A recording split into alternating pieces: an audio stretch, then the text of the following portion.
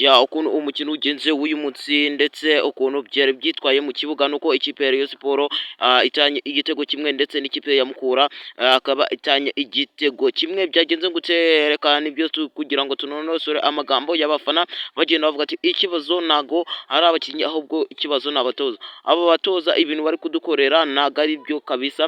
Abatoza b'abazungu kandi bavuze yuko badatsindisha ngo nuko babona uruhu gusa.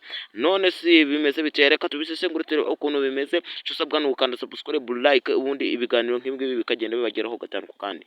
N'abari siporo bakavuga ati abazungu tubabona ku ruhu ndetse no kumva ngo bakoze ibikorwa bagera iwacu ibikorwa bakoze bikaba nanira kabisa. Abafana ba Rayon Sports batanye agahinda ku munsi w'uyu munsi ndetse bamwe banze kwitabira uyu mukino yuko bari bazi yuko nibadatsinda yuko biranganya kabisa.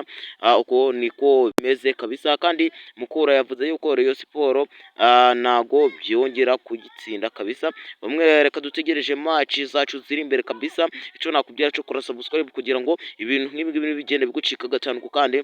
Ni umuhungu wanyu kuri mageze nk'ibisanzwe ukiri kwamamaza nimero ni yandi ni 0.3 35 35 91 ubundi bikorwa byawe bikabageraho gatanu ku kandi.